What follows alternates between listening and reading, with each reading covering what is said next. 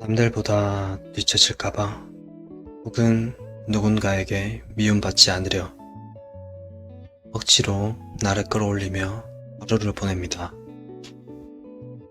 그렇게 숨가쁜 하루를 꾸역꾸역 버텨내고 밤에 침대에 누워 가만히 내 마음을 들여다보면 내가 오늘 하루 얼마나 무언가를 놓지 않으려 안간힘을 썼는지, 타인의 속도에 맞추느라 정작 나를 잃어버린 건 아닌지 생각해 보곤 합니다. 오늘 이 순간만큼은 그 모든 짐을 잠시 내려놓으셨으면 좋겠습니다.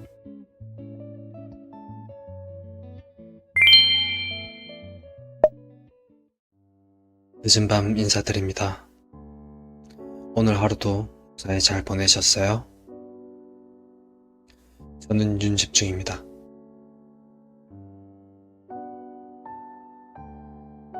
이렇게 살아가는 게 숨이 턱턱 막히고 사람들과의 관계에서 갈증을 느낄 때 가끔씩 군대에 있던 시절을 떠올리곤 합니다.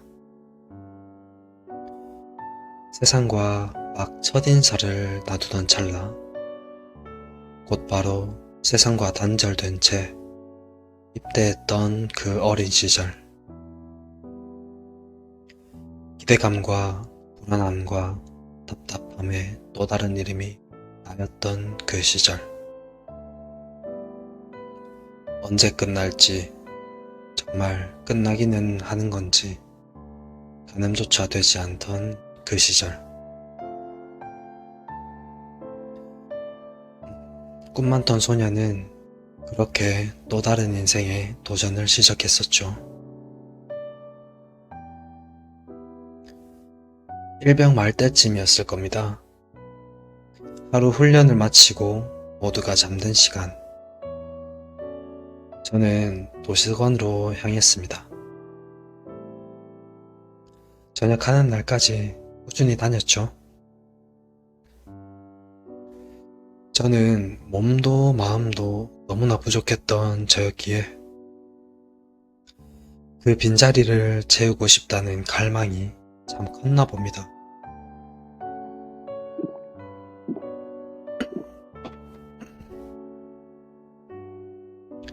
그렇게 하루하루 고단하고 흔들리던 그 시절, 저를 간신히 붙잡아 주었던 책이 한 권 있었습니다. 에민스님의 멈추면 비로소 보이는 것들. 저는 감정에 참 무지했고 관계에 한없이 서툴었던 20대의 제가 이 책을 펼쳤을 때 세상과 사람을 대하는 마음가짐이 조금씩 달라지더군요.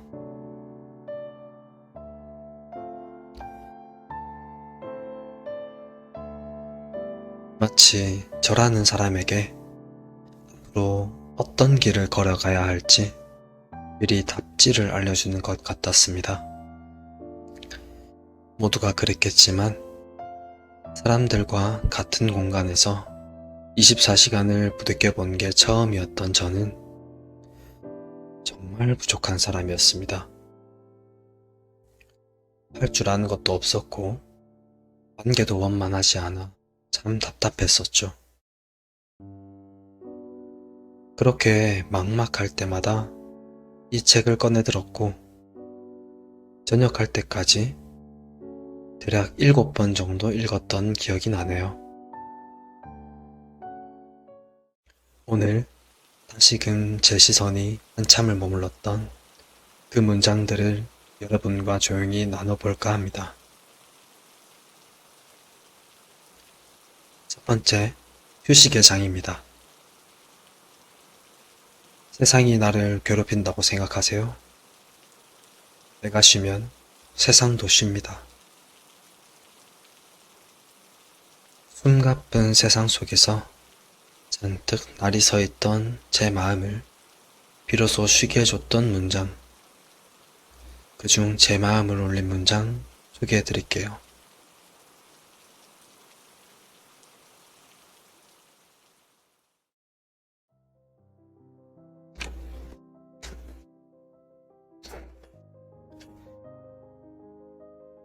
내가 저지른 실수 때문에 너무 힘들어하지 마세요. 완벽하게 사는 사람은 아무도 없습니다. 실수를 통해 삶이라는 학교가 우리에게 지금 가르쳐 주는 것입니다. 감사하게 배우면 그만큼 더 성장합니다. 토닥토닥.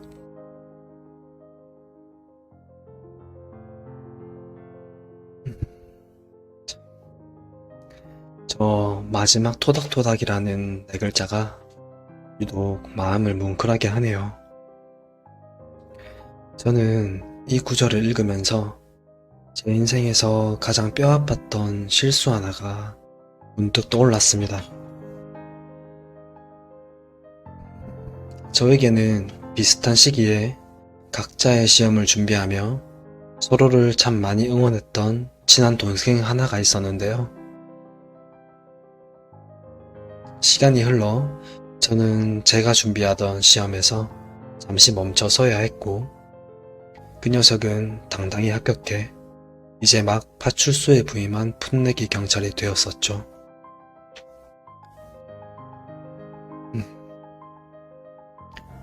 이 녀석이 갓 부임해서 한창 정신없을 때 저희 조부모님께서 돌아가셨습니다.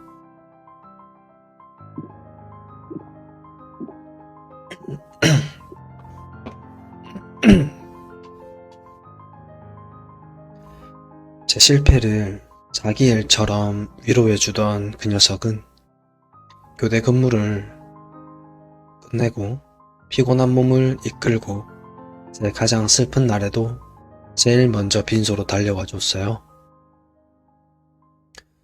그 경황 없는 와중에도 저를 위로하겠다며 늦은 밤까지 제 곁을 지켜줬는데,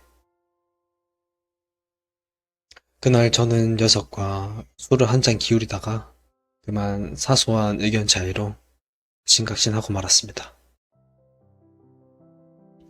어쩌면 그땐 제 마음속 어딘가에 남아있던 실패에 대한 두려움이나 말량한 자존심 때문에 저를 위로하는 녀석의 진심을 삐딱하게 받아들였던 걸까요?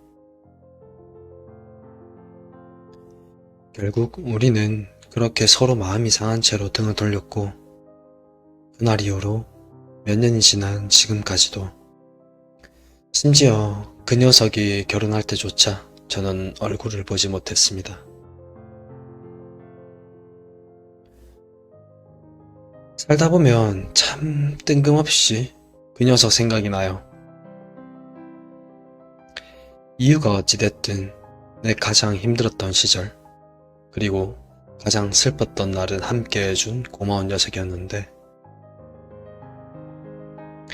그때 내가 먼저 손 내밀어서 형이 못나서 미안하다, 오해 풀자 한마디 했어야 했는데 말이죠. 동생은 이제 짬이 찬 경찰이 되어 누군가를 지키며 바쁘게 살아가고 있겠죠. 지금에 와서 뜬금없이 연락해 내 마음을 전하는 게 맞는지, 오히려 그 녀석 삶에 부담이 되진 않을지 여전히 참 겁이 나요.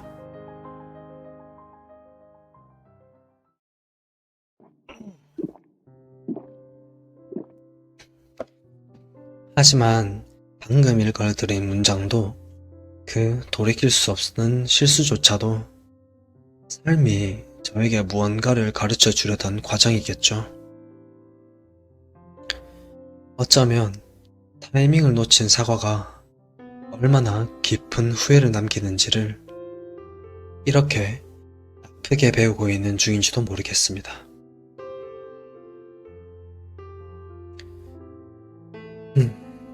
제 뒤늦은 고백이 그 녀석에게 닿을 리는 없겠지만, 만약 닿는다면 그저 미안하다고 고맙다는 말, 그리고 결혼 축하한다는 말을 꼭 전하고 싶어요.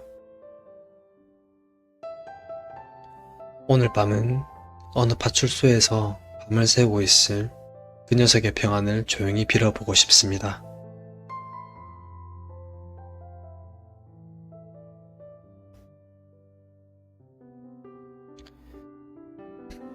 참, 사람 마음이라는 게, 그리고 인연이라는 게 내 뜻대로 되지 않아 참 어려워요. 그리고 방금 말씀드린 그 동생처럼 타이밍을 놓치고 너무 멀어져서 평생의 후회를 남기기도 하고, 반대로 누군가에게는 너무 뜨겁게 다가가서 서로에게 깊은 화상을 입히기도 하니까요. 아마 저뿐만이 아니라 이 늦은 밤 깨어 계신 여러분들도 이런 관계의 엇갈림 때문에 한 번쯤은 밤잠을 설치셨을 겁니다. 그래서일까요? 저는 자연스럽게 이 책의 두 번째 장, 관계장을 읽었습니다. 수많은 관계 속에서 매일 다치고 후회하고 또 누군가에게 기대며 살아가는 우리들에게 이 책이 던지는 고요한 외침, 지금 들려드릴게요.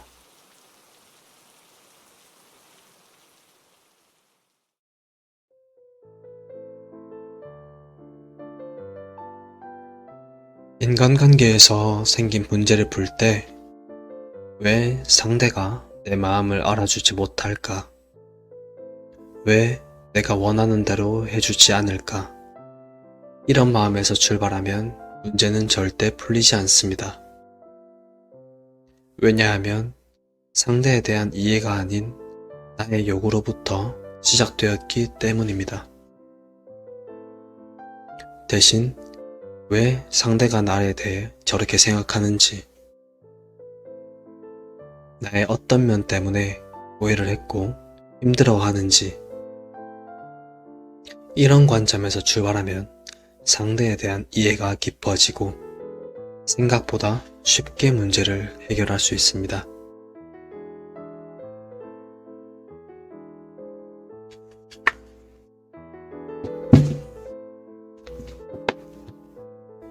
참, 이 구절을 읽는데 얼굴이 화끈거릴 정도로 미안해지는 친구 하나가 떠오릅니다.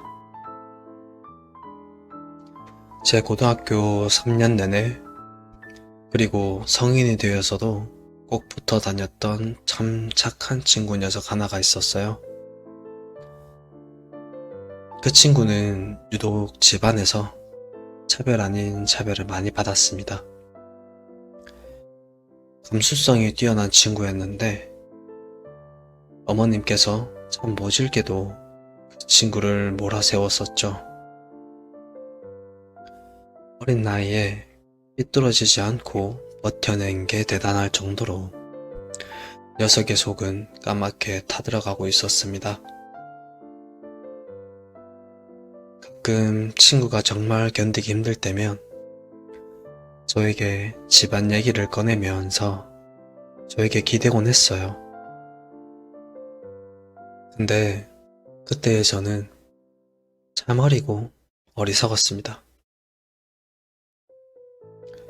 그 친구의 지옥 같은 마음을 헤아려 주기는커녕, 야, 그래도 부모님인데 네가 좀 이해해봐라. 야, 가족인데 네가 참아야지 어쩌겠냐? 라면서 앵무새처럼 답답한 소리만 해댔거든요.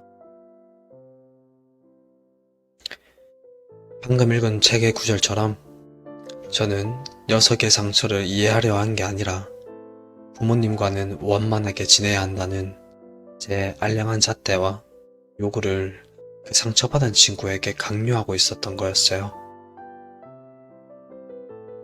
지금 생각해보면 녀석이 얼마나 외롭고 숨막혔을까요? 세상에서 제일 친하다고 믿었던 친구놈한테 속을 털어놨는데 돌아오는 건 얄팍한 훈계뿐이니까. 녀석은 저에게서 단 한 줌의 위안도 얻지 못했을 겁니다.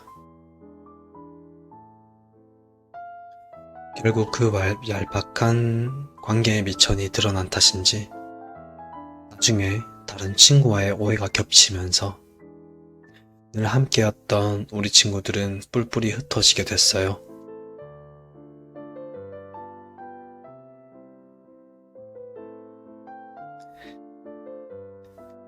음,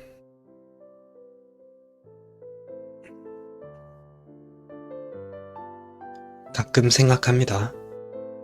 음, 그때 내가 조금만 더 성숙했더라면 내 기준이 아니라 녀석의 관점에서 그 아픔을 온전히 끄덕여줬더라면 우리의 끝은 조금 달라지지 않았을까 하고요. 다른 구절도 읽어드릴게요.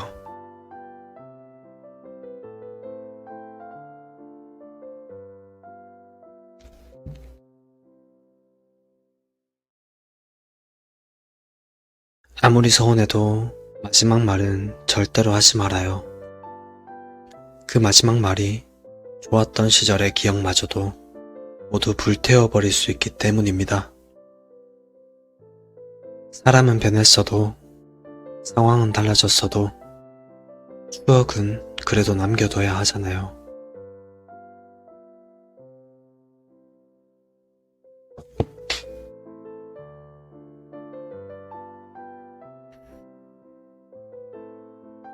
이 구절은 그 시절 우리를 산산조각 냈던 그 아픈 날이 떠올라서요. 사실 그 관계가 금이 가기 시작한 건 전적으로 저의 어리석은 방황과 실수 때문이었습니다. 그건 변명할 여지 없는 제 잘못이 맞습니다. 하지만 그 틈을 타서 그 친구 역시 10년지기 친구 사이에 절대 넘어서는 안 될 선을 넘어버렸죠.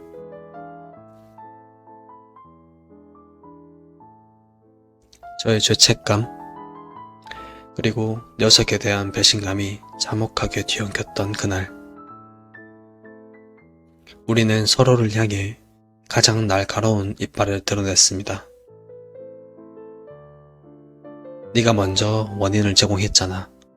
라는 상대의 정당화와 그래도 친구인 네가 나한테 이러면 안 되지. 라는 저의 원망이 무섭게 부딪혔죠. 화장실 문을 부수며 싸울지언정 서로에게 주먹 한 번 휘두르지 못했던 우리는 그날만큼은 서로의 가장 아픈 약점을 찌르며 입에 담지 말아야 할 모진 마지막 말들을 기어이 쏟아내고 맙니다. 방금 읽은 책의 구절처럼 서로의 가슴에 꽂아 넣은 그 비수 같은 말들은 우리의 그 뜨거웠던 학창시절의 추억마저 새까맣게 불태워버렸어요. 누구 하나의 일방적인 잘못이 아니라 서로가 서로에게 지독한 상처를 남겼던 씁쓸한 엔딩이었죠.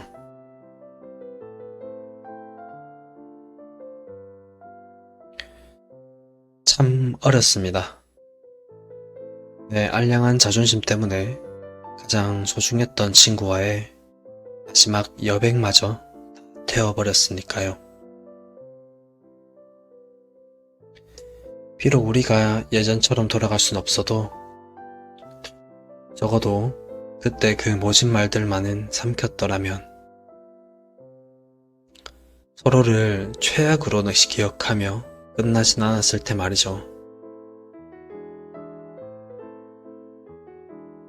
이 늦은 밤, 제 서툴고 모났던 20대의 부끄러운 민낯을 이렇게 조용히 고백하면서 다시는 그 누구에게도 돌이킬 수 없는 마지막 말을 뱉지 않겠다고 뼈아프게 다짐해봅니다.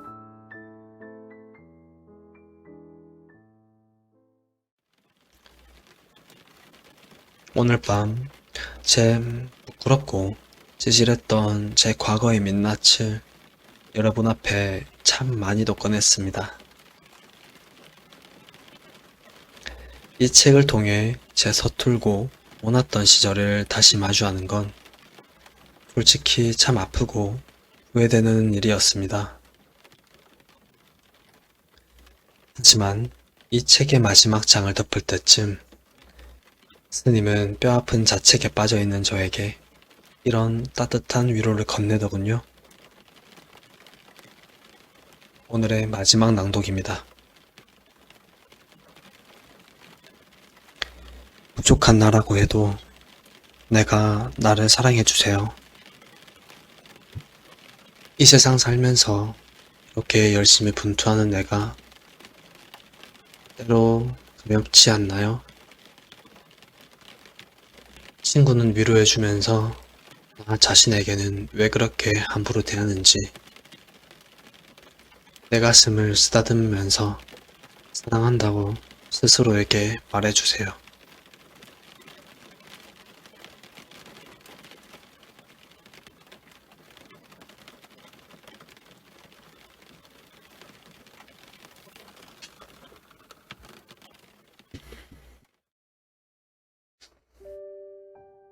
참 이상하죠. 그렇게 못나고 이기적이었던 제 과거조차도 이 문장 앞에서는 조금 용서받는 기분이 듭니다.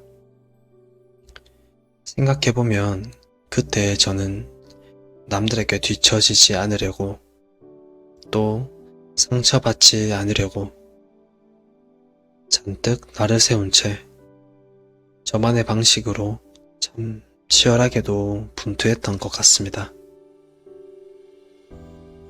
물론 그 서툼 때문에 소중한 사람들을 잃고 아파하게 하기도 했지만요. 이제는 그 상처투성이었던 20대의 저를 스스로 한 번쯤은 따뜻하게 안아주려 합니다. 그래, 너도 참 살아내느라 고생 많았다. 이제 그만 내려놓자 하면서요.